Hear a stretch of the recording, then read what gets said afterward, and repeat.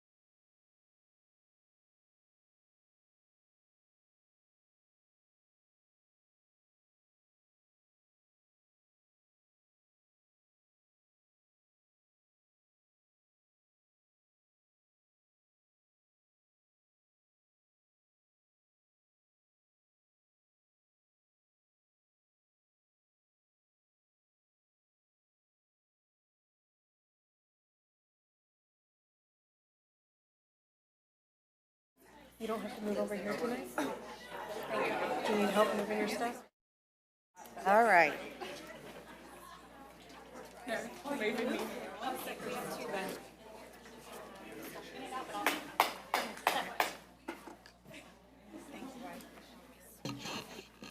Good evening, everyone, and happy Monday. Okay. So the board will now reconvene in open session at, 6:05 PM. let the record show there's a quorum. We're going to start with the Pledge of Allegiance. Okay, tonight we are honored to be led in the Pledge of Allegiance by Javier Young, an 8th grade leader at Manor New Tech Middle School. Javier is known for his dedication, leadership, and commitment to excellence. Please join me in welcoming him as he leads us in the pledge. I pledge allegiance to the flag of the United States of America and to the republic for which it stands, one nation, under God, one in liberty and justice for all. Now for the Texas Pledge. Honor the Texas flag.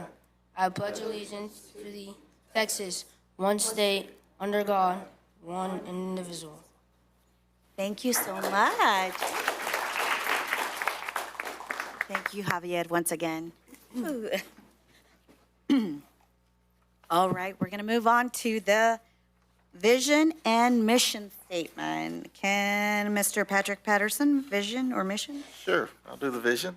Manor ISD is the best district in Texas where we provide an equitable education for our scholars and graduate them ready to become leaders in our community. Thank you, Trustee Patterson. Do I have a volunteer for the vision?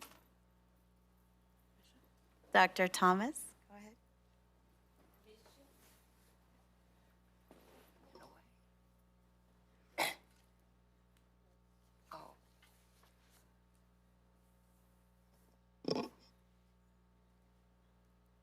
Yeah, I can't see it.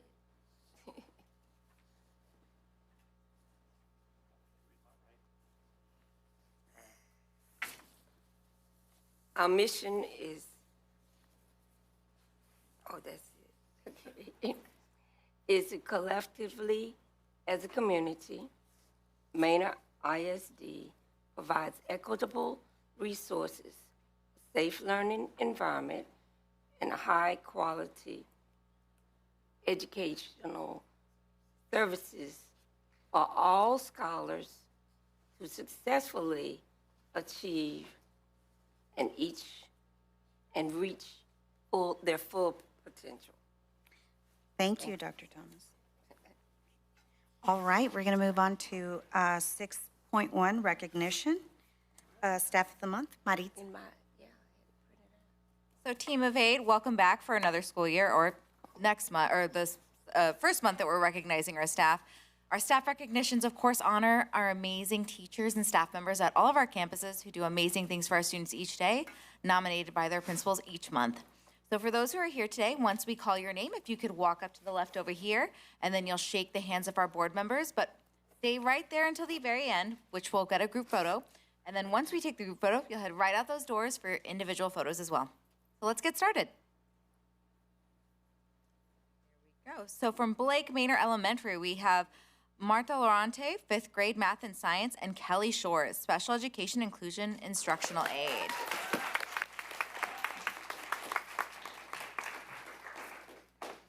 From Bluebonnet Trail Elementary, Amber Benya, kindergarten bilingual teacher, and Maria Benitez, senior administrative associate. From the Child Development Center, Sylvia Ortuno, she works with the infants.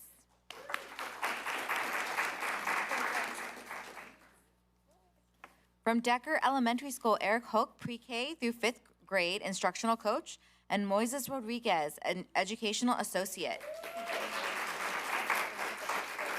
From Lagos Elementary School, Kristen Thompson, 5th grade math and science teacher, and Felicia Henry, SPED inclusion paraprofessional. From Oak Meadows Elementary, K through 5th grade, functional academics teacher Keith Balactos and interventionist Sabrina Ruiz.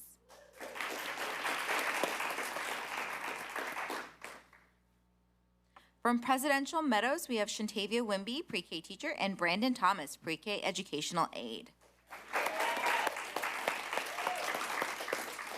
From Shadow Glen Elementary School, we have Erica Rhodes, kindergarten and grade level choir teacher, and Yolanda Henry, our counselor. From Manor Rise Academy, Kislyn Barboza, kindergarten, and Yulisa Cruz, campus educational associate.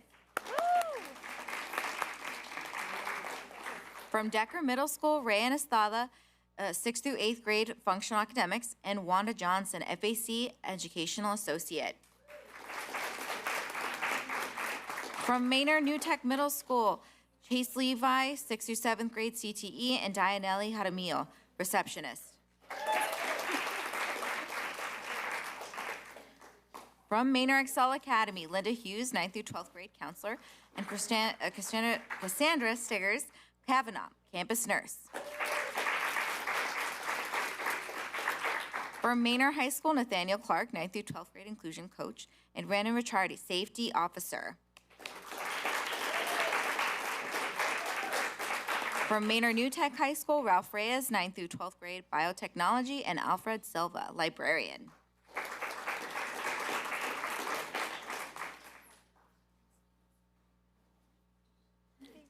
And we'll go ahead and get you guys to come towards the middle. We'll get you guys set up.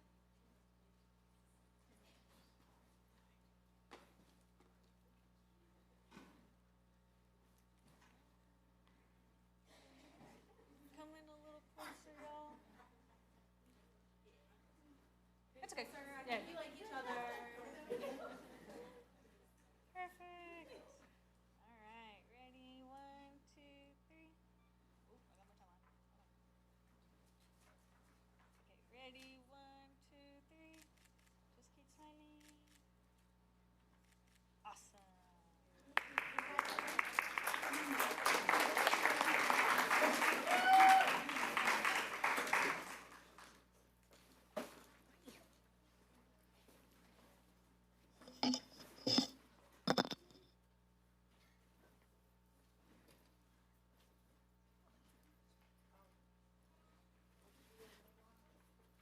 Now we will move on to public forum.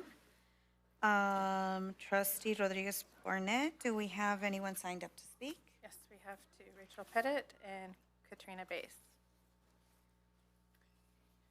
For each person present in the boardroom who wishes to address the board, you will have 3 minutes to speak. There are timers on each of the screens and one in front of you. I, as the acting board secretary, will let you know when you have 1 minute remaining. Because of the topic posting requirements of the Open Meetings Act, board members are not permitted to answer any questions posed to the board by the patron, and no action can be taken on any issue presented during this time. Due to this being a regular board meeting, you will be allowed to speak on any topic, whether it is on the agenda or not, that is relevant to the district business or affairs. If you wish to ask questions of the board, you may submit them in writing addressed to the superintendent's office, and the board may consider them at a subsequent meeting. If you're an employee or employee's representative, be advised that the grievance policy deadlines are not waived. If you have any documents to pass out to the board, please identify those documents and provide them to the board secretary. Finally, please be aware that rules of decorum will be enforced during the public comment period as noted by policy BED regulations. Each participant is legally responsible for the content and consequences of his or her statements. Rachel Pettit. Hello, Board. You are being given an infographic from the American Association of School Librarians just to peruse and see how we compare with the national standards.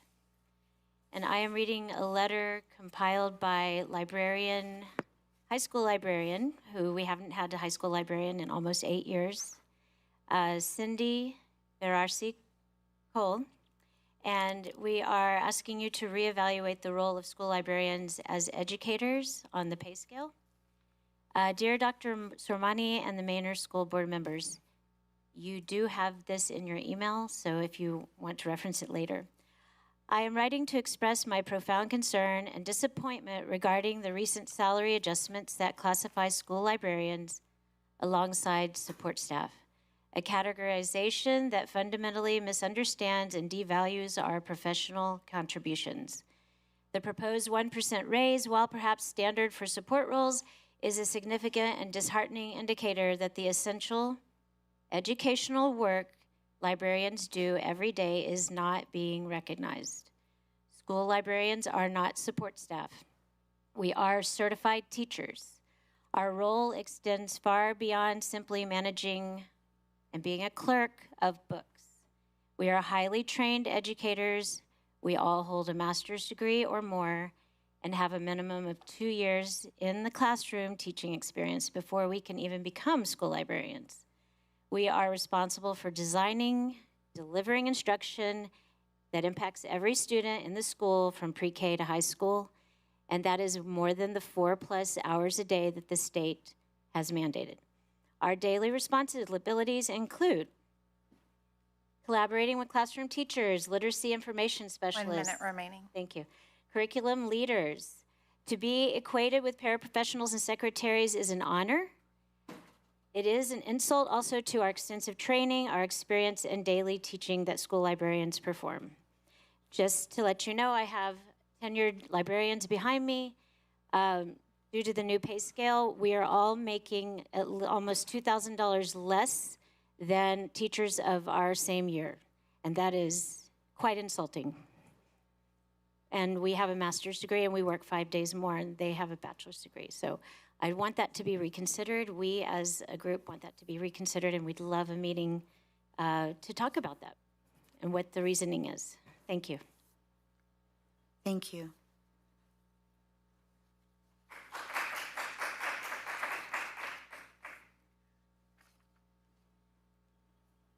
Katrina Bass?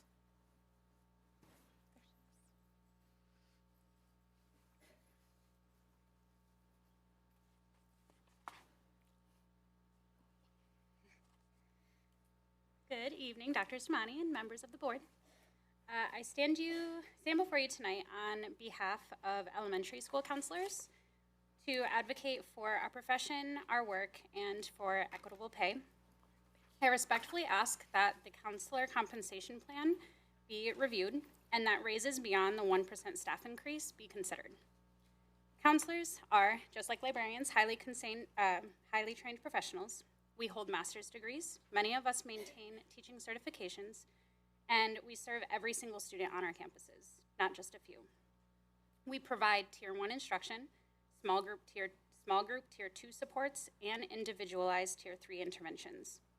As elementary counselors, we're required to spend 35 to 45% of our time teaching.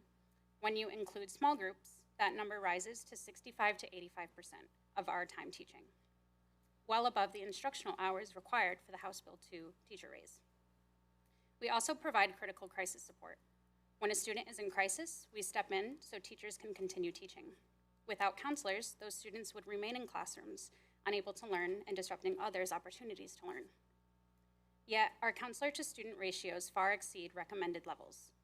While the Texas model recommends 250 to 1, many Manor campuses range from 400 to 700 students per counselor. Add that to our 192-day contract compared to teachers' 187. And the picture is clear. Despite advanced degrees, extended contracts, and multiple certifications, counselors are still being paid less than teachers. In addition, counselors in Manor ISD are compensated at different rates depending on the level that we serve. Surrounding districts pay counselors on the same scale across all levels. Manor's practice of separating elementary and middle in a lower pay grade than a high school counselor 1 minute remaining. thank you. Pay is like paying teachers differently based on which grade they teach. Our qualifications and professional standards are the same across elementary, middle, and high school, and this disparity is both demoralizing and inequitable. We strongly believe for the sake of recruitment and retention, Manor must stay competitive. Without fair pay, we risk losing dedicated counselors to neighboring districts who value their contributions. High turnover has been a constant, especially at the elementary level, and that instability is unfair to us, to our schools, but more importantly, to our scholars. We're not asking for special treatment, we're asking for fairness.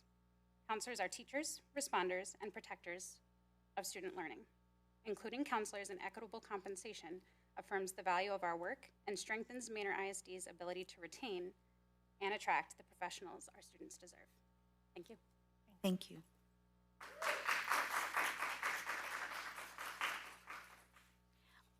We'll move on to closed session action items 8, 7, 8. Huh? 8.1. 8.1, do I have a motion for 8.1? Madam President, I move that the board make a finding that there is not good cause to support Anna Popero's resignation from her position at Manor ISD. I have a motion by trustee Patterson. Do I have a second? I have a second by trustee Rodriguez Barnett. There's no discussion. All those in favor? Motion passes 6-0. Do I have a motion for 8.2? Madam President, I move that the board make a finding that there is not good cause to support Amanda Day's resignation from her position at Manor ISD. Thank you, trustee Patterson. I have a motion by trustee Patterson. Do I have a second? I have a second by by trustee Thomas. All those in favor? Motion passes 6-0. And now for the last closed session action item, 8.3. Do I have a motion? Madam President, I move that the board make a finding that there is not good cause to support Markel Robinson's resignation from his position Thank at you. Manor ISD. I have a motion by trustee Patterson. Do I have a second? I have a second by trustee Rodriguez Barnett. All those in favor? Motion passes 6-0. Thank you very much. We'll move on to superintendent update.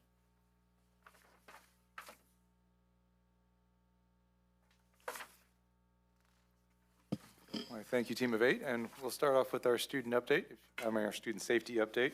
As always, we want to keep you abreast of as we continue to move forward and completing the recommendations for improving safety. We are now completed at 3653, and a few of those upgrades, there were some lighting upgrades and fixes to the Manor High School complex, including an assessment of the lighting to upgrade that.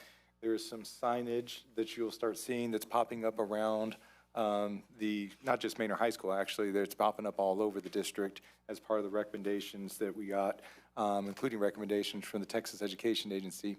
And if you haven't seen, there is new fencing going up at Manor High School. We prioritize the fencing between the buildings in order to create a secure vestibule for students to pass from one building to the other. But there's a couple other fencing projects that are going to go up. It won't be as fancy a fence, but you'll start seeing those go up. We do have dates for the completion of all the rest of the recommendations, except for those that would require the 2025 bond package. Certainly, if the bond doesn't pass, we will start looking at other ways to address those. But right now, the funding is tied up in a possible bond. Okay, you go forward. I do have one point of pride that I want to put up there. Tonight, trustees, you'll get a chance to vote to accept the agreement with the Travis County.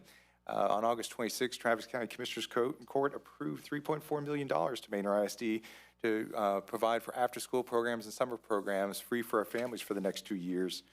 And this is going to be an expansion of what the Boys and Girls Club is already doing. The funding will cover all the schools except for New Tech High School and Manor Middle School, and we are working with Boys and Girls Club to get funding to finalize those 2 schools as well so that we can have it at every single school.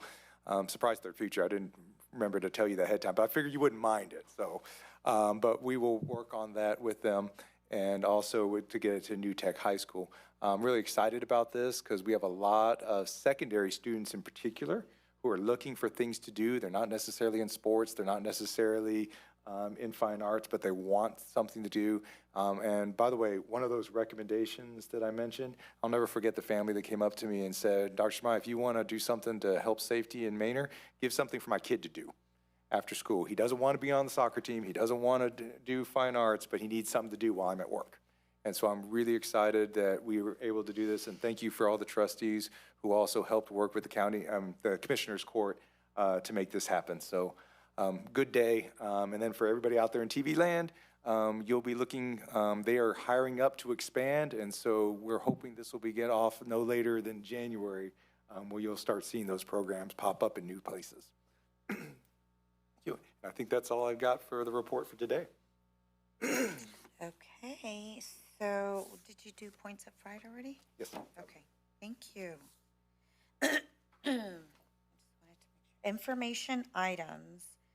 10.1, Third Future Schools BOI report, Third Future staff. Principal Jeremiah Reed is here. You can go ahead and introduce them. I just did, and here they Wonderful. Thank you. Good afternoon, trustees and Superintendent Sormani. My name is Jeremiah Willis. I'm the principal at Manor Middle School. I have here with me Assistant Principal Craddock and Assistant Principal Prevail as well. We're here to present out all the good things so far that's happening at Manor Middle School and to answer any questions you may have. Thank you.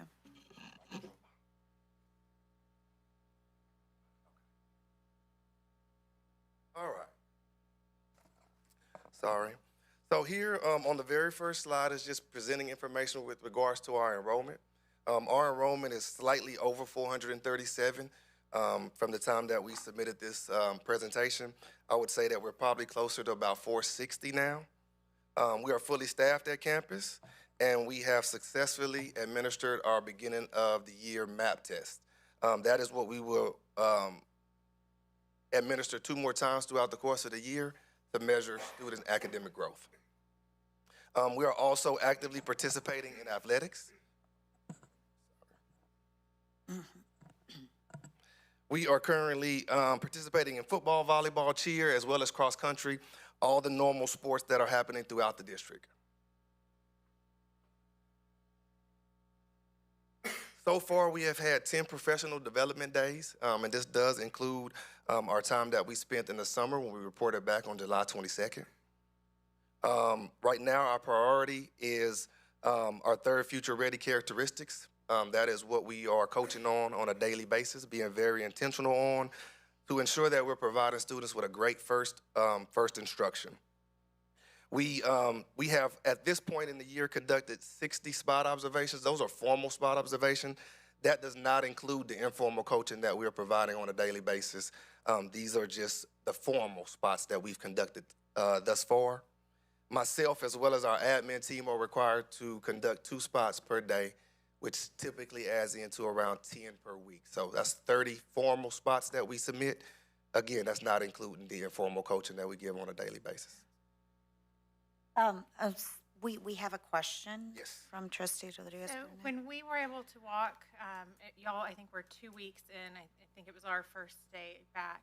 Can you tell those of us that were in attendance, is that a formal or is that a spot observation that we were able to watch with you? Yep, so that was informal. Okay. Yep, that was just informal. Our spot observations, they come with a rubric that we use, and we're scoring purposeful instruction, we're scoring engagement. We weren't scoring anything at that time that we were doing our rounds.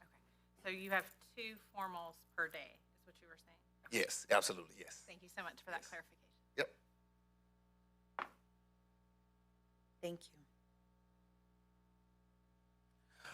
As I mentioned before, we will administer this test 3 times a year.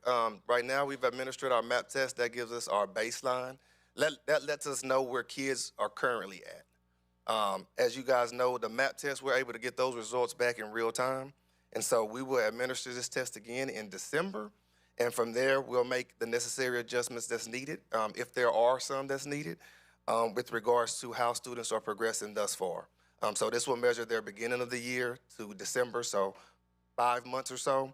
And then we'll administer this test again in May, which will give us a whole year's view as far as the progress that students have made in that current school year.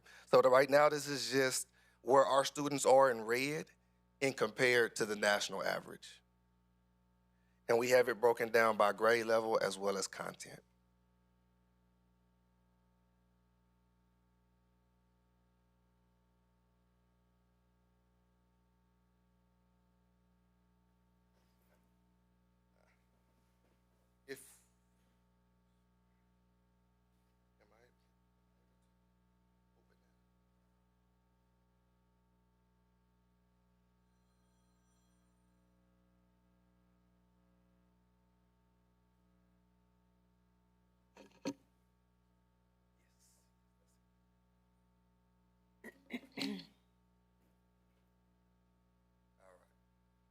And this link just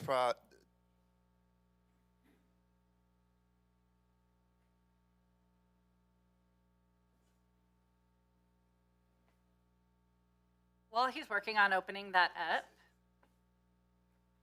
There's a question why he's trying to open it up. yes, do you have a breakdown of what our beginning of the year scores are looking like by our TEA accountability groups? So looking at our demographic breakdowns of Hispanic, African American, special education, ECODES? I do not have that breakdown currently, but I'm sure that we could have someone present that and get that information to you. Currently, no, but there's ways to run that report on MAP to get that breakdown. Yes, ma'am. Okay. And when you show the average score for any given test, is there an expectancy, like an expected on grade level rate for each of those assessments? I don't think there's an expected. Well, if there is, I can get that information to you. I don't know that number off the top of my head, but I do know that once we get their middle of the year scores, what it does is it shows the average rate of growth that they should be at, and so then we're kind of able to determine where our kids are as far as the growth that they're making and not making. But as far as where they should be, it does have a breakdown in some of our reports that I don't have here, but it shows a breakdown of where students typically are, but I don't think there's a breakdown as far as where they should be. It's just a national average that we're comparing it to. Okay.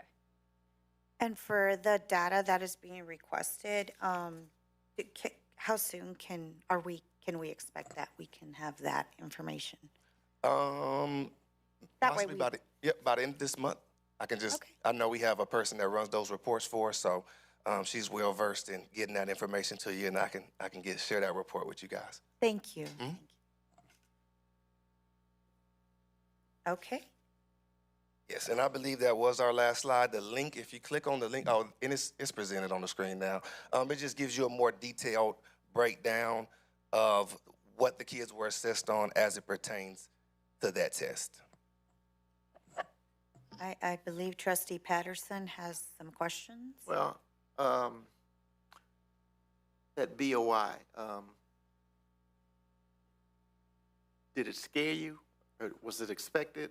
Was it better than you thought it was going to be? Was it worse? Tell me something. No, it didn't scare me. I expected our students to be below the national average. So it's not anything new. It didn't scare me at all. I have full faith that they'll show a lot of growth, though. I'm not worried about that at all. Thank you.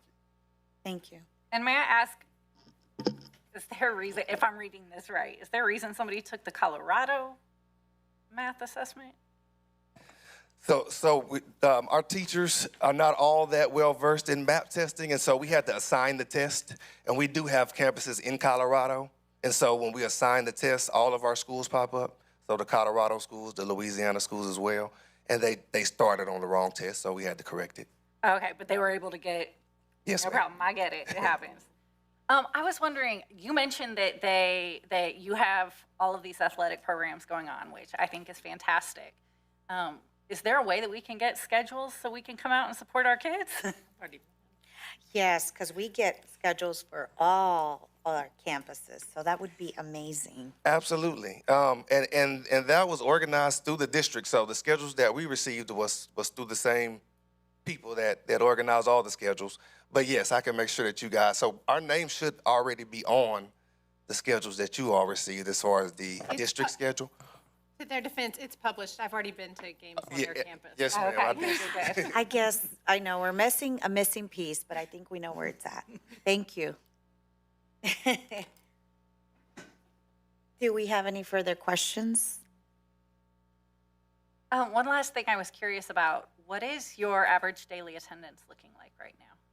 Oh, that's, I do not know that number off the top of my head, but because I'm in classrooms all the time, our average daily attendance at Manor Middle School has been significantly higher than most of our campuses that we come in and take over.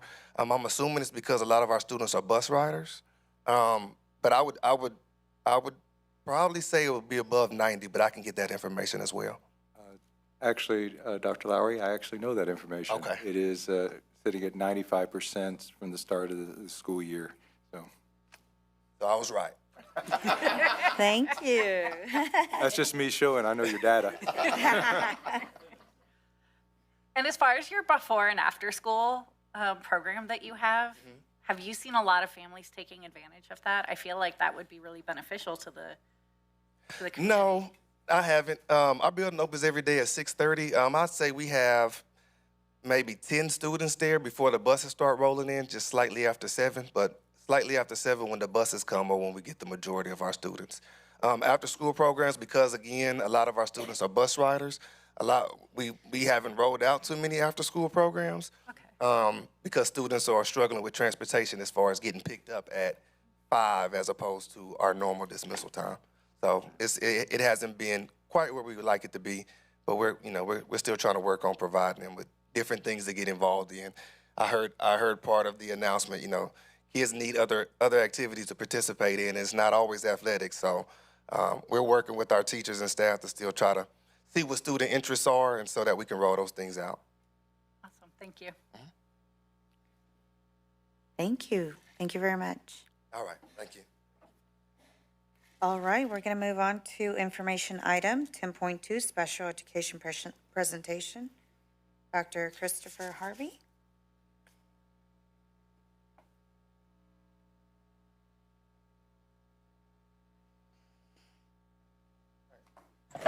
Good evening, Board of Trustee. Team of 8, I'm sorry. Thank Dr. you. Samani.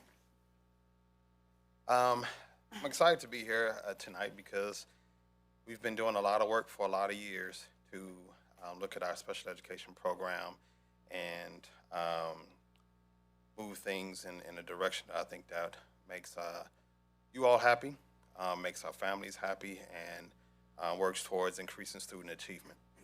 By all means, we're not saying that we're done, but we are excited about being able to have this presentation to talk about where we're at and where we're going. So thank you for having us. Tonight, I'm just going to kind of walk us through a few things. This is a presentation we kind of plan to do regardless of the changes in legislation, so it's kind of right on time for us to meet state requirement, but also do some business that we were going to do anyway. And so we're going to talk about staff quickly, services we provide, budget, our continuous services, the breakdown of those things. We'll get into a little bit overview of Child Find, highlights of the program. We'll talk about the cyclical review and the TASG audit that the board asked us to do a while back, and the results of those things and our progress on those recommendations. We'll dive into some more numbers as we transition to academics, and then talk about what's going to happen next. All right. Here's our current org chart, and as you know, we've had some leadership changes, and so we're very excited about maybe he will be a doctor one day, Mr. Bean and Dr. Wade now moving into the leadership role for special education, and you can see the rest of the positions that we have there. Our 3 coordinators, Dr. House, newly appointed Dr. House, or awarded Dr. House, Angela, and then Dr. Allen.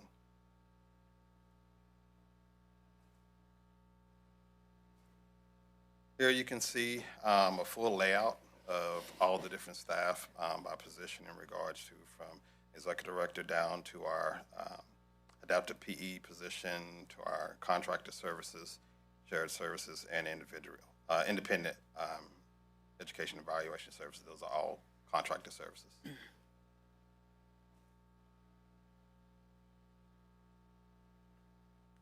Our budget for special education, definitely want to thank our team as we work together to balance the budget. We were able to also ensure that we had the resources we need so that we can continue to provide services and meet student needs on campuses. So,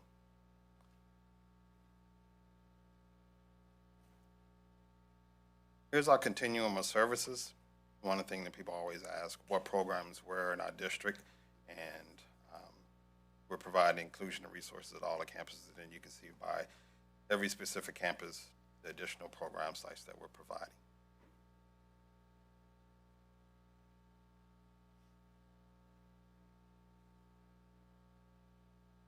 last year, this is a breakdown of our eligibility in regards to the number of students we serve. Total of about almost 1,100 students, and you can see the breakdown in regards to the services that we're providing.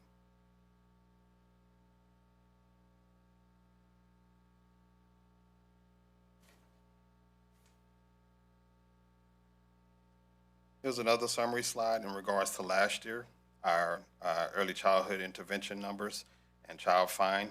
You can see the total number of referrals that led to evaluations, those that were qualified, and then those that were not qualified.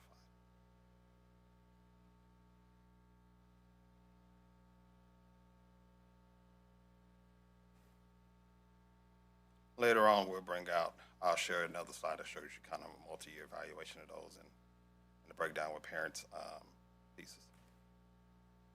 Some program highlights. Again, we talked about the work we've been doing to improve systems and to grow and have a greater impact and for our students in our community. And so we established a strong committee, of LSP and psychologists for reviewing and processing referrals weekly. This is an ongoing process to where we're working to ensure that those timelines are moving forward and we're getting evaluations back as quickly as possible. You can see that we had, in the past, 237 initial referrals, did 225 evaluations, and ours completed within the time frame that was allotted that we're required to follow. Additional, we've had a lot of opportunities thanks to the collaboration with our work with academics and chief of schools. Can I have a question? Yes, sir. Of the 237, 225 were evaluated within the timeline. Were the other 12 completed outside of the time? Were they all completed? They did not qualify. They didn't qualify. Okay, thank you. Oh, no problem. So one of the things we've been doing as we've been working together is increasing our ability to collaborate and give more access to professional development to our teachers. I have a question. We're Yes, saying that every single one was completed in time, like on time? Yes, ma'am.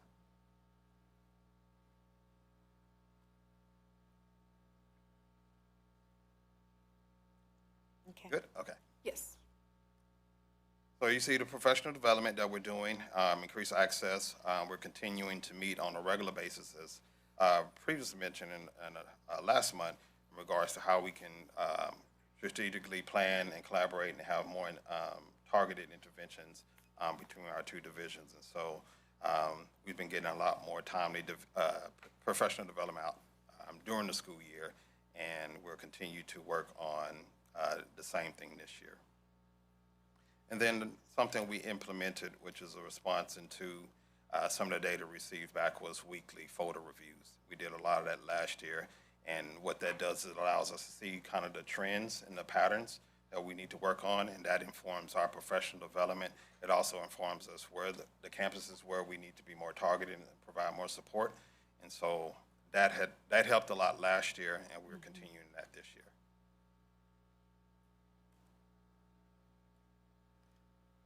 We've been increasing our family engagement. We have monthly awareness meetings. We brought back the CPAC and have those meetings scheduled. We have we had an autism color run over at Presidential Meadows Elementary. And then you can see for in regards to the improvement for dyslexia services, we're 99.97. It's not 100, but we're going to get 100. But you can see that we've had a significant amount of growth from 2023, 24 school year to now. And so that's kudos to the entire team, the administrators, the teachers, and central office staff that have been working to ensure that we have time on task and getting the professional development out and monitoring the folders and pivoting as we needed to ensure that our student services were being provided.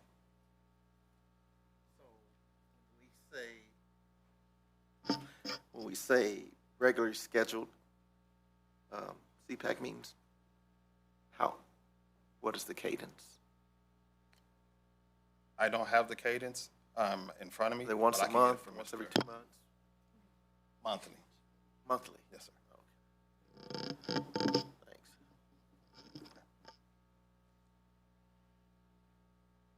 Go ahead.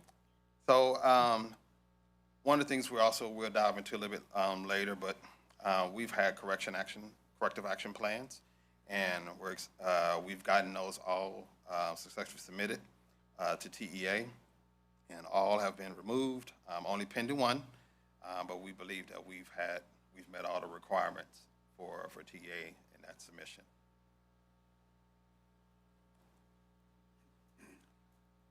The last in the highlights is just the gains and showing where we are, seeing some growth and support.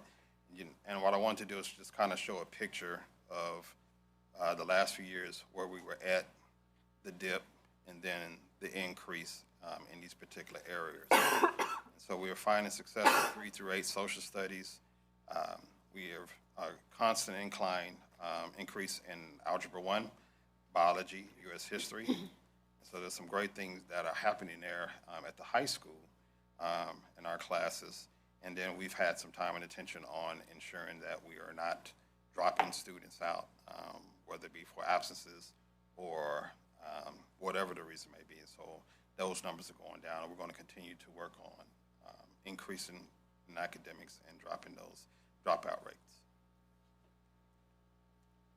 So these two, the TEA cyclical review and the TAPSI, I'm going to just go through those highlights and show you the strengths in the program recommendations and then how we're doing on those areas. And so the cyclical review happens every 6 years, and it reviews both special education programs and dyslexia programs. It gives us our strengths and then our areas to grow on, and then our recommendations for staffing, budget, and so forth. When we had this report, these are the things that they highlighted. They liked how we were specific about the continuing services, the thought and philosophy behind those, the CPAC Council, and then our process for sharing IEPs. At that point in time, we had not had a universal district-wide approach out, and so you can kind of see they mentioned making sure that what we were doing when we communicated out, that it was across the entire district. The areas approved from TEA was standardizing the IEP implementation distribution, getting out the special education operation procedures, and clearly define out MTSS process. And so I'll keep going. I'll come back to those highlights. For the dyslexia services, the strengths was the training, the curriculum, reading by design. We partnered with Region 13 for those things. They had good meetings with good feedback from parents and from their evaluations with the staff were very positive. Moving dyslexia into SPED, which is something we started on last year. Get the teachers into the district programs. Access, there were some teachers that I guess had lingering delays in getting access, and so make sure that those things were happening during the onboarding process. Training the dyslexia teacher on PLAFs and reading by design implementation and recommendations. I do want to remind that these took place during the 23-24 school year, and the reports came out during the 24-25 year. And so some of the information that they gave us during the 23-24 school year, and then at the time of report, we were already implementing. And so this will be, and you'll see these things in the highlights. In the TAPSI review, these were the strengths that they pointed out to us in regards to our program strengths. Our identification rates were lower than the state. That means we want over identifying and students for special education. You can see the report regarding our inclusion rates, percentage of students in inclusion and instructional arrangement. That was a highlight for us. The other thing was the classroom observations indicated positive interaction with staff among students, which meant there was a positive perception about our students from our staff when they were working with them in general ed classrooms. Here's what they encouraged. Reinforce the commitment to quality service, continuous progress, share responsibility for all students. So just ensuring that everyone is kind of seeing all the students in front of them. The general ed teacher is seeing all students for their classroom. belong to them. Also focusing on compliance with the SPP and RDA reports and working on significant disproportionality in regards to discipline. And continue to demonstrate the district commitment to alignment and continuous improvement through training and merging the support that's happening from general ed and special education teachers. Focus areas was additional training, staff analysis, identified staffing recommendations based on the current student populations that we had at the time, and then really continue to close communication gaps, written processes and awareness and access, and then training of all levels of staff from the TAPSY review. Can you, Yes, sir.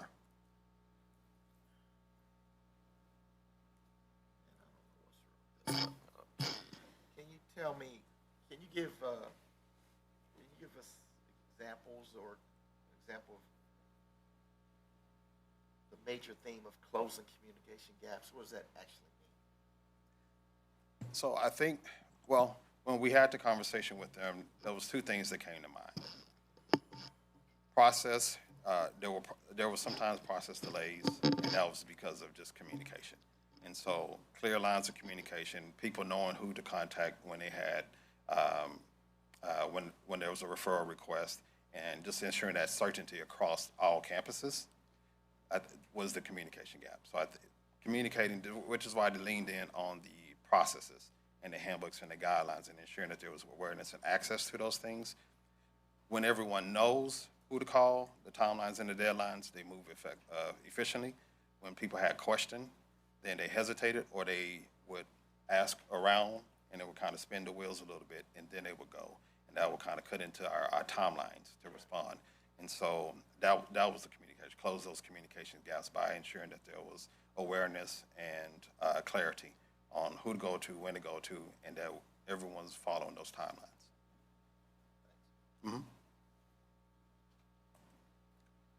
So here, based off of the TA recommendations and TAPSY recommendations, you can see the items that we've, as a team, have been working very hard to complete. And so we've been able to move our students into SPED. We have reading by design implementation and recommendations completed. We train our dyslexia staff, teachers on developing PLAFs. We did it last year and we've done it this year. More collaborative support with general ed teachers. I said that's in progress because we didn't get everyone, but we're continuing working to ensure that we have all teachers trained and showing mastery of the skills and techniques.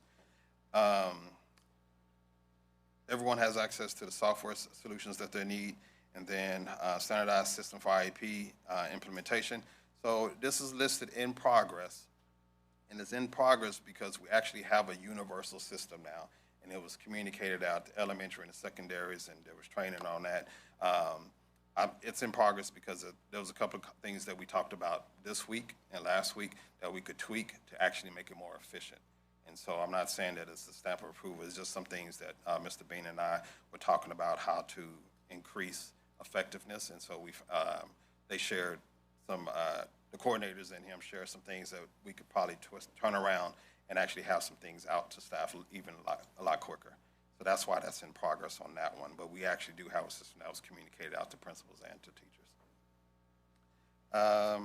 Communication and process, those things are there. So our manuals are not only in a shared drive that's available for our principals, but we have also made all the links in the principal's handbook. And so anytime they need to go and find information, get questions answered, everything is linked right there. And that's their quick guide kind of hub to find what they need for that. Oh, and we have ongoing regular folder reviews. So I mentioned that earlier. We're not going to stop that. That's been very helpful for us and finding spaces where we need to put more time and attention to, and so we're going to continue that. The establish a regular schedule communication to all staff, and so we've been talking about how to have a more continuous forward-facing communication to the community about what's going on and those sorts of things, and so we're working on some website updates and different things so that we can get that information out and regularly. Happy to say that our division actually sat down a few Fridays over the last spring semester And we actually have a family engagement plan that we're going to be pushing out for awareness and education to also help with communication. So extremely happy about the work that all of the teams from whole child counseling, special education, parent liaisons, everyone worked together on problem solving this issue, and we have a nice solution coming forward. Targeted professional development, practices and processes, that piece is complete. And the MTSS is standardizing a process that we've actually worked to get the manuals done. I know Dr. Lowry knows about that process, and we've continued to do that work. And we actually have products in front of the campuses. And what we've been doing now is going through and doing walkthroughs and observations to assess the quality of implementation so that we can continue to train and make updates in regards to the universal NPSS processes for elementary and secondary. And then you can see there, all of the corrective action plans are complete. Procedures are linked to the principal handbook. Any questions on those? Okay. By the numbers, this is the evaluation data that I was mentioning in regards to multiple years. You can see where we were at in 22, 23, 23, 24, and then 24, 25. I think the specific total requests from parents and then from staff, then you can see the ones that qualified, students that did not qualify, and then the ones where parents refused in that area. I have a question, maybe more of a comment too here. So the TASB report said that the identification is down from the state. We know that the 2016 findings from the state and why we have the cyclical reviews. So my question to the team is, knowing that parents are identifying as many as we are and making those initial requests, what are we doing to empower our teachers? Because that was one of the 2016 findings. What are we doing to empower them to come forward and say, hey, I think my kiddo needs to be tested? What are we doing to meet our obligations for Child Find in publicizing that, hey, if you suspect a disability, you can talk to your school counselor, you can talk to your teacher, you can ask for that referral? What are we doing to say, bring your kiddo, let's have a conversation? I think one of the key pieces, because connected to that was the MTSS process. And I think actually having a universal MTSS process will help with those pieces, because now we're going to be doing the teach, reteach, identifying, collecting data, and responding. And then it should be something where that teachers are identifying and then communicating through the tiers. And so we had that conversation about the numbers last week at our SPED meeting, and Bean and I talked about it afterwards. And it's something that we're going to have to double down on in regards to awareness with teacher general ed principals in regards to that, how we're going to specifically talk about how we're going to have teachers identify versus parents. And to not put you on the spot, Yes, ma'am. because of course my ears perked up, but we are not saying to our families, you have to go through the MTSS process. Correct. To be identified. Okay. Correct, yeah. Just wanted to make sure we were saying that very loud and clear. Yes, ma'am. Okay, so just going through that and having that communicated and parents engaged with conversations with their classroom teachers. Yes. Do you believe that process, in the empowerment of those teachers, because I know in the past, not necessarily in our district, that's been a concern, that teachers aren't coming forward across the district or across the state, is what I'm hearing from our colleagues when we go to conferences. So to hear that we're empowering staff in that manner really, I think, bodes well for our team to know that our staff is getting the support that they need. And you're right, there was, some years back, there was a kind of a cloud over having too many students by school districts being referred. And so you got slipped, I think it was PBMAS during that time period, got slapped on the wrist with them for overrepresentation. And so I think people have pulled back because of that. And so what we want to do is focus on ensuring that students are getting the services they need to be successful. Yeah, and I think we've already talked a little bit about the communication channels and things like that. So thank you. I appreciate it. Oh, no problem. Here's our taper report from 23-24, and you can see comparison between our district approaches and our special education approaches. And you can see the approaches that we had the year behind, the year before, 22-23, I'm sorry. And so you can see in all subjects, in all English, all math, all science, and all social studies, that we've declined from sped year to approaches to sped year approaches in total amount of, and the percentage of students. Then you can all see the gap that we have right now between our students not receiving special education services to the students that are. In addition, you can see in our RDA results, 2024 RDA results, as we look at some of our key areas, determination levels are, we want zeros and ones, maybe a 2 here or there, but we want to move the 2s down, and we actually have in these areas of academics, third grade math, performance level of 4, 3 in reading, 4 in science, 4 in social studies, and then as you can see when we get up to algebra, biology, and history, we have 2s and 1s, and then we kind of drop back down in English 1 and 2, which is a 3. And so that's a passing rate that's dictating those lower numbers. And the passing rate, and the number is also the number of years at those rates. And so our goal, our target, and our focus is reducing those PL, those 4s and 3s to 2s and 1s. And the way to do that is by specifically focusing on academic instruction. And that's what we have here when we look at the data and we're summarizing what TAPER and what RDA says. These are our primary focus of areas for focus is Tier 1 instruction, RTI support, and continue with the multi-tier support systems to remove removal rates and overrepresentation, programs like CHAPS.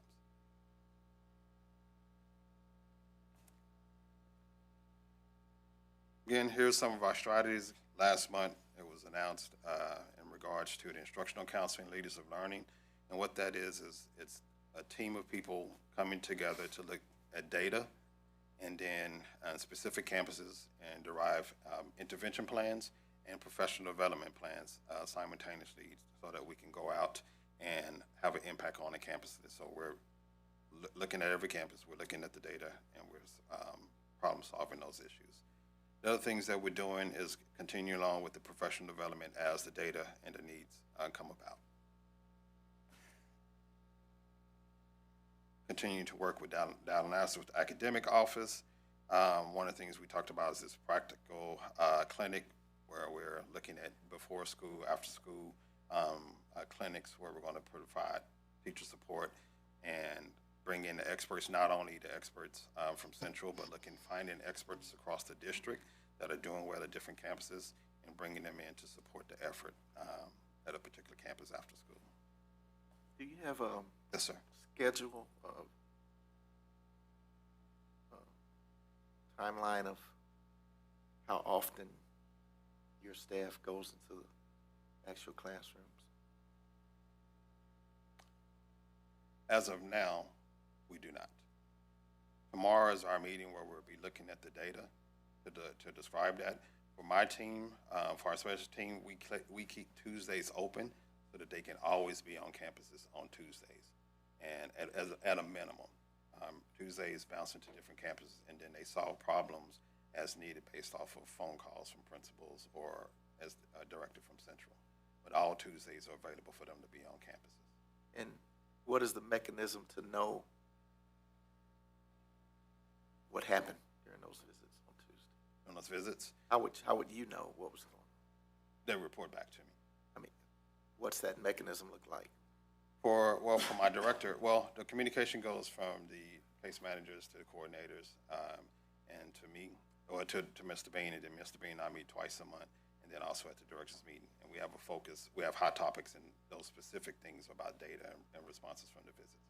But we talk about that at least twice a month, if not sooner.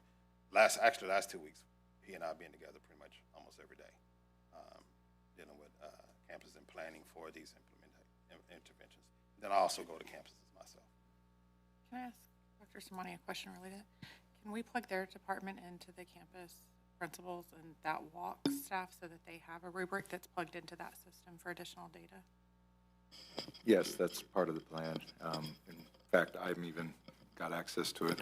There is we're moving to a standardized reporting system. It's the software's Bullseye. But it'll have a standardized rubric where everyone can compile. The nice thing about it, somebody like me who just, I get up in the morning and I just stop by a campus.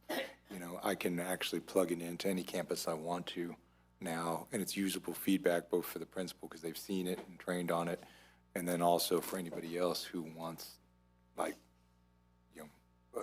the aggregate of 20 different walkthroughs and what's been seen. So he's right, the instructional meeting is actually the meeting I put on the calendar for all my instructional people so that I can see that we're moving forward. And so they're all meeting with me tomorrow to show me where we're at on that.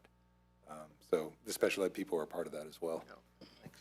We, and I apologize, we actually already have access to, that's what you were asking, we already actually have access to Bullseye. And Dr. Ben set up training for us, his team set up training for us, and so we're already in that system for walkthroughs, and we had our first opportunity to do walkthroughs at the last principal meeting. So yes, ma'am, sorry. Thanks.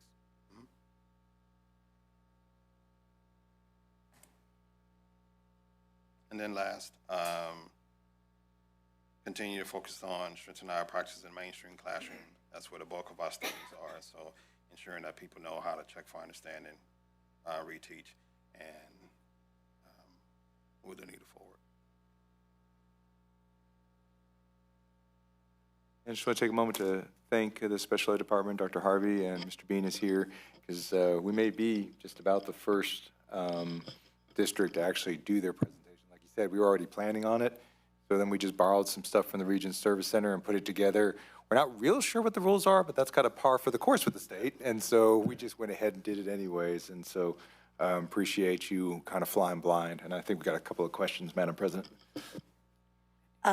I have a question from Dr. Thomas. Go ahead. Dr. Harvey, where do you house, like, the different disabilities, like speech, emotionally disturbed, learning disabled? How would we see how many of those students have, I hate to say labels, but how do you capture? We do track the percentage, and you have this year's data? I have 24, 25s because I was reporting from the previous year, but we do track the percentage, and that does trickle down to actual individual numbers. Yeah, we do use our frontline data to disaggregate all the disabilities and the number of students in those disabilities, and we can go back in time and look at where we are presently for all of the different eligibilities and how, what programs that they're in and how they're, I would say how they're progressing. Yeah, I'm really interested to kind of see what that looks like in terms of the number of students that we have, the services, and connect it with what you have here. Absolutely, we can do that for you. Thank you. Do we have any other questions? I have a handful, but I can take Big Rock's responses as well. But I will ask them here so that my colleagues can hear them. I do have a question. So we have 7 ARD facilitators for roughly 1,100 students. Can you tell me how that's going, and are our families experiencing backups and getting IEP meetings scheduled? Well, because we only have 2 vacancies, we're not at full capacity for the number of our facilitators. To have an art facilitator per campus, but our facilitators will have 1 to 2 campuses, and in some cases where the numbers are smaller, they may be at 3. But their focus is on the scheduling of the art and the management of that paperwork. So we don't have any currently. We work very hard to not have art meetings that are out of compliance or meetings that need to happen. So in the case where we may have a vacancy, then we have district staff that are stepping in or our facilitators, and we looked at it collectively to make certain that we're meeting timelines as we look to fill these positions. Thank you. Let's see. So I did have a question actually to Dr. Thomas's point on IDEA eligibilities. I was wondering if you guys could help us as trustees and provide some additional information on the specific learning disabilities. There's 45% of our kiddos are eligible for SDLs. So my question is, can we pair that up with our state testing and really see across the board where kiddos are, right? My job as a board member is to ensure that our kiddos are ready post-secondary for employment, for continued education, and to be able to independently live. And that means to be able to do reading and basic math, right? So if we could look at where those numbers are across the different grade levels and how they are progressing, that would be great, because I want to make sure that every kiddo that leaves our school are able to read and write. Absolutely. We can get that information for you. And do math. I didn't say math on that last one. And then one last one that I have is, can we get trend data? I know you guys have done it previously for us as board members in the Big Rocks. Can we get dispute resolution trend data, state complaints, OCR complaints, settlements, and due processes? Maybe, I think the data you showed us in today's report was for 3 years. So if we could see that, that would be great too. That's it for me. Thank you. Do we have any other questions before we move on? All right. How about can I do one comment? I have sat alongside several of our trustees and presented what we're doing in the district, and this is phenomenal to have this level of detail information. There are trustees across the state that are asking me specifically and our team for what does special education look like in this specific report, and I've committed that if we could get it out the door, we would be able to do that at winter governance. So we're going to be putting that proposal in. So thank you. Thank you all. And thank you for all the work that your team is doing in this capacity. We got a good team. Thank you all for trusting us. Wonderful. Thank you. Go ahead. Madam President, this next item on the agenda, the Bond 2019 presentation, is not so much a presentation.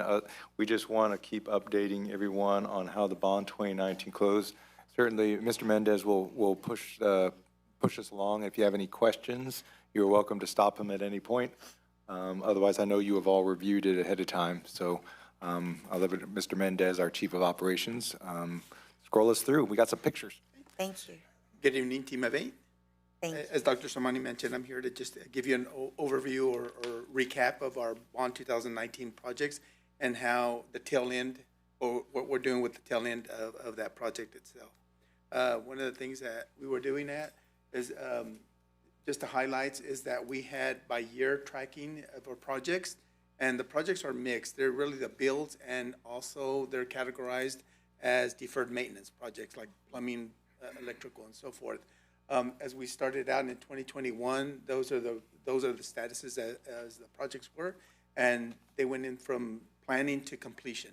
And so all of them, I can report that all the projects that we started have been completed. Now, I'll put an asterisk on that as well. From here, also the next slide shows bond projects that we've started or initiated, again with some of the savings that we had, or some of the bond interest that we incurred from that. So it's we've completed a couple of them, but we are still in the process of completing some extras, and that's about it. Oh, there's some pictures. All right.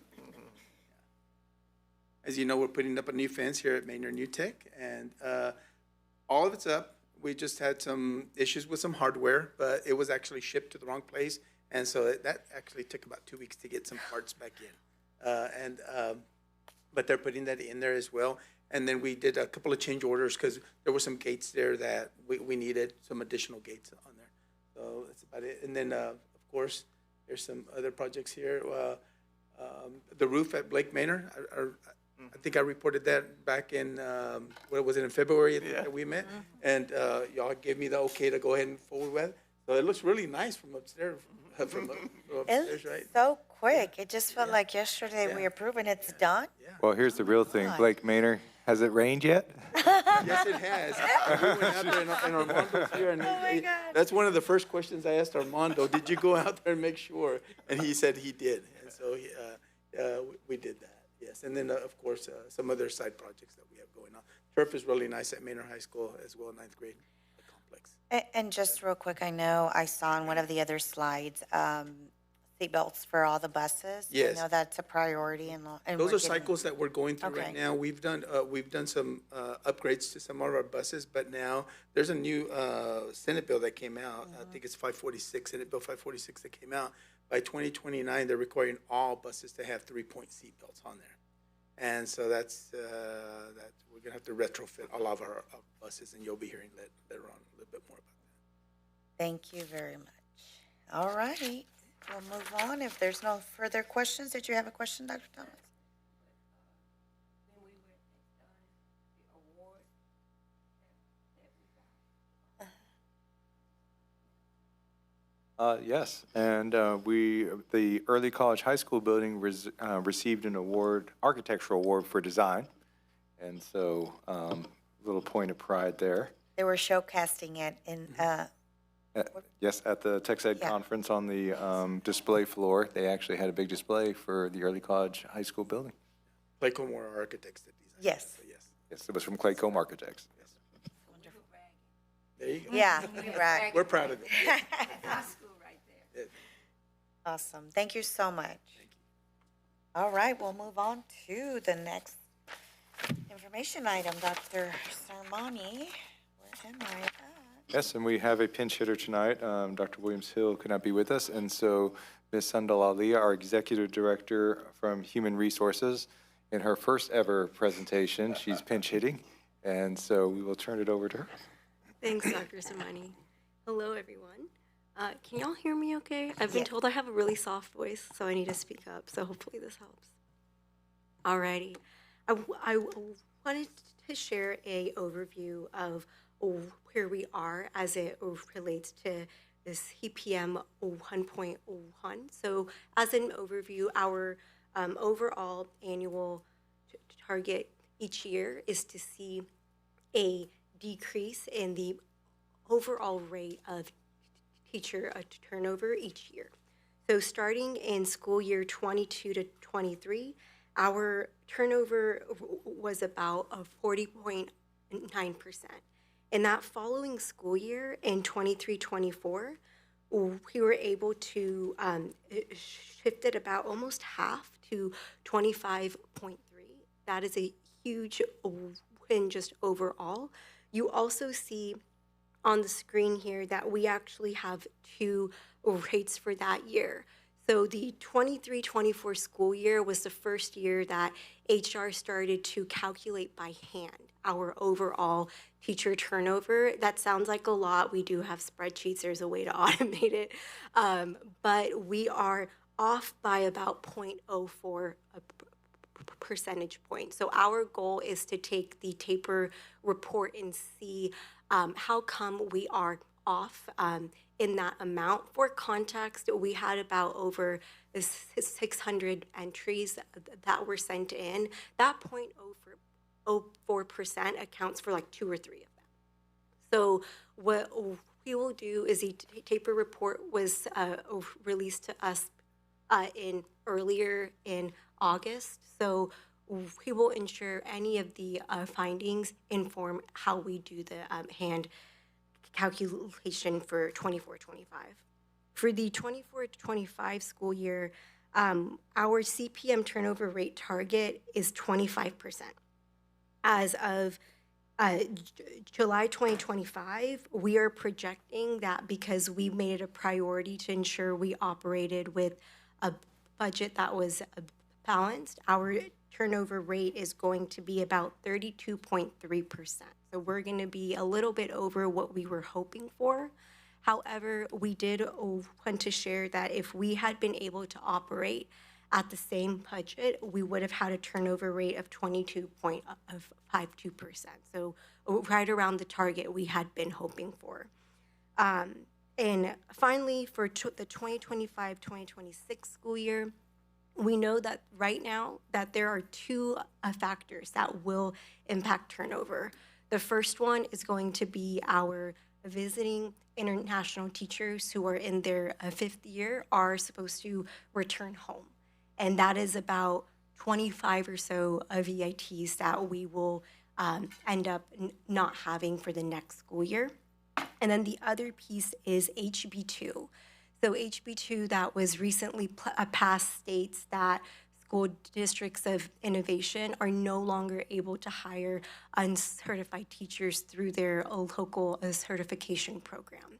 That impacts about 50 or so current staff we have who will need to obtain standard certification at the end of the school year. And so we are aware of those two things as having a impact on the turnover rate for this current school year. Any questions on this? Because I know we offered two rates for the last two school years. All righty. Regarding the HB2 changes that we're going to have to implement, do we have any kind of plan or process for supporting those educators and getting the certifications? Absolutely. So we actually have a orientation scheduled with all of them in 2 weeks, I believe, and we're going to talk them through essentially a year-long timeline for all of the requirements that they have to hit, and that is alongside the CIA department as well. So we're on top of it. We want to make sure they stay with us for next school year. That's awesome. Great question. Thank you for asking. And I might add that, remember, many of these are the persons who were making progress on their certification that we kept. And so this is a group that's already proven for the most part. And also, in a side note, there was a request for some data that they're compiling that's going to help inform this. Ms. Rodriguez-Barnett had originally, and I've been waiting until we got everything settled about uncertified people in positions. And so you should be seeing that in the future. Well, after this board meeting, the HR will turn their attention to gathering that for you so you can see what we're talking about. Wonderful. Thank you. Nope. I just have one more slide. Yay! Oh, it's great news, and we're like, okay. And this slide here is a overview of the strategies that just underpin our work overall. It's a slide that you all have seen, but I just wanted to share it again and see if we had any questions on this slide.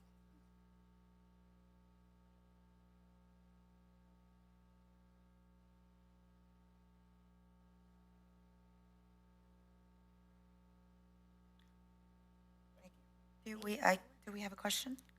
I had one question. Go ahead. Trustee. I was wondering, in regards to the teacher retention rate, is that specific to certified teacher positions? What positions are or are not included? Yes, I can answer that. There's actually a particular role ID. I want to say it's 87, actually. That's strange that I know that. But no, it is the TEA-defined definition of a classroom teacher. So it's not the extra positions or anyone who's on the pay scale. Very specific. Okay, thank you. All right. Thank you very much. Wonderful job for a first time. Yep. Yay! Way to go. Thank you. Beautifully done. Madam President, the SHAC annual report is here for any questions you might have. It is something that we put on here. I'll leave it to you, trustees, if you have any questions. Does anybody have any questions? Nope. We're good to go. We can move on to monthly financial report. And also, if we have any other questions, is there any additional or information you'd like to share? I do, if you move up one more slide. I just wanted to make sure, for a couple of reasons, I want to put this slide up here. We are asking trustees, as you know, because we've been letting you know through our reports, that we are asking for about $1.1 million in new staffing positions. That's 17 teachers, 8 paraprofessionals, special ed, and general education staff. But for 2 reasons I wanted this up here. One, I wanted to let you know why we're still being able to balance the budget. And second, where this money came from and why it's coming now. And so those 3 things you see there about those offsets, these are, and I do want to give compliments, especially to Mr. Santiago, who keeps finding money in between the cracks of the couch sofa. But these are savings that we are realizing, like literally September 1, some of them. And so these are not savings we could have done until after the budget rolled over. Reduction of property insurance costs.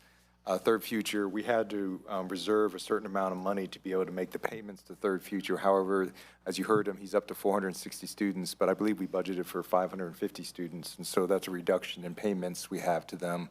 And then finally, because we did a good job in those cutting and the expenditure savings, we originally had to budget for the full amount of the loan interest because we just didn't know what our cash flow is going to be like, but our cash flow is turning out well.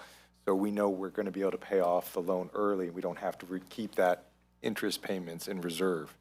All that being said, we can cover the $1.1 million. I do also want to let you know that we are currently projecting $700,000 less in revenue due to decreased enrollment, lower than expected. Some of you have heard me mention, I've been told there's 200,000 missing students across the state of Texas right now.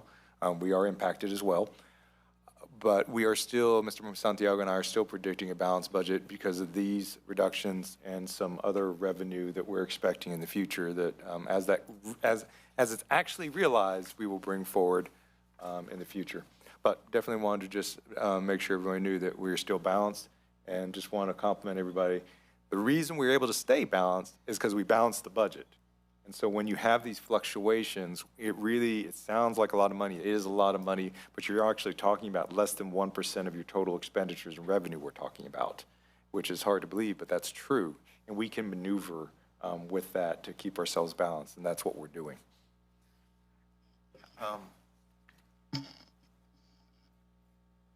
Did this create vacancy issue? It doesn't create issue. There are vacancies.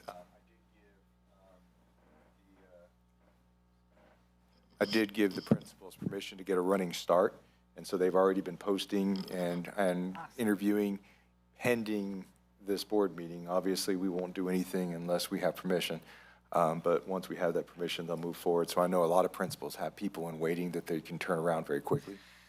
There will be some situations, I am sure, where they could not find what they believe is a quality candidate, in which case we have some other scenarios that we can walk through principles, which include we have a way to pay teachers a higher stipend with that money to reward them for working with extra students, and also combining that sometimes with an aide, which sometimes aides are a little bit easier to get at this time of year than teachers. Thank you, Dr. Shermani. And thank you, Moises, for continuing to find us money. I want to sit on the couches. I know, I want to have one of your couches. You see that look on his face? That's because he doesn't want to tell me when he finds it. Great job, thank you. Okay, now we'll move on to consent agenda items 11.1 to 11.12. Madam President, can we pull item 11.12 from consent to action items, please? Sure, so you would like to make a motion to, it's not a motion, pull it, okay, yes. If I have a second, I need a second for that? To pull it? Yeah, okay, we have a second. And all those in favor? Madam President, we'll have to rephrase the motion for consent now. Okay, so we're gonna pull that, and then now I will make a motion, accept a motion for the new consent agenda order. I move that the board approve the consent agenda items 11.1 through 11.11 as presented. I have a motion from trustee Howard to approve 11.1 to 11.11 as presented. Do I have a second? I have a second by trustee Patterson. All those in favor? Motion passes 6-0. Now we'll move on to action item 12.1.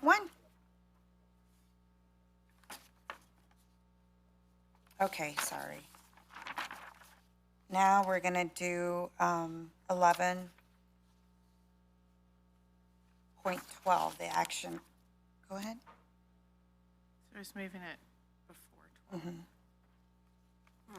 Because we have 12.1 and that's going to go to 12.2. Okay. So now we're going to do a motion, an action item for 11.12. Do I have a motion? I make a motion to move consent item 11.12 to action item 12.2. I have a motion by trustee Patterson to put 11.12 to action item 12.2. I have a second by Dr. Mary Thomas. All those in favor? 6-0. Okay. Just as a matter of point of order, what we just did is we just moved it to the action, so we'll have to vote again. We didn't approve it, so we'll go to 12.1 then. Technical stuff, so yes, we're good. Okay. So now we're going to move on to action item 12.1, consideration and approval of a resolution authorizing the defeasance of certain portions of the district's currently outstanding obligations and other matters related thereto. Go ahead, Moises. So this proposal is to defease a total of $37.5 million in the upcoming year. It is part of the proposal, also the bond that's up for election. So the estimated savings for this defeasance is about $5 million total. And also that depends on what the prevailing interest rate is at that time. So right now we're. Thank you so much. So just to be clear, this is saying that we are paying ahead of time $37,480,000 in our debt, and it's going to save our district almost $4.9 million. That is correct. We're retiring all debt about $37.5 million. Thank you so much for saving. Another savings right there. Hold on, let me first take the action. All right, do I have a motion for 12.1?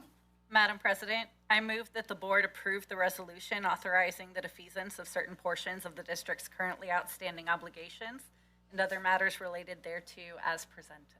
I have a motion by trustee Lowry. I second that. I have a second by trustee Howard. All those in favor? It passes 6-0. Thank you. Now we're saving another $4.9 million. Yay, thank you. Awesome. Now we're going to take the new 12.2 action item that was moved from 11.12 on over. Discussion and possible action to approve a resolution certifying compliance with Texas Education Code 11.005 and 28.0022H regarding prohibitions on diversity, equity, and inclusion, DEI duties, and to authorize the superintendent to submit the required annual certification to the Texas Education Agency on or before September 30th, 2025. Do I have a motion for 12.2 to approve this? Madam President? Okay, so I saw two different people. So I saw Dr. Mary Thomas. That's fine. I hadn't read it. That's fine. Okay.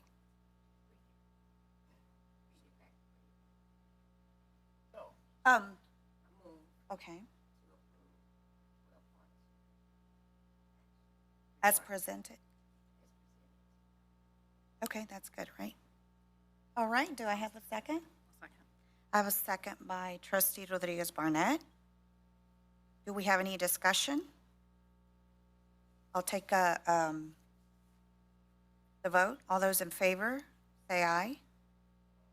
We have 4 in favor. All those opposed? I have 2 opposed. The motion passes 4-0-2. 4-2-0. Yes, 4-2-0. Thank you so much. And I think the next thing is confirmation of the next regular board meeting on October 27th, 2025. And I'll take a motion to adjourn. I got 2. Motion by Dr. Thomas, trustee Patterson. All those, a second? Okay, trustee Rodriguez. I moved it, we adjourned. Okay. At 7:35 p.m. All those in favor? Thank you so much, very much. 7:36. We were just 1 minute away from last minute. From last.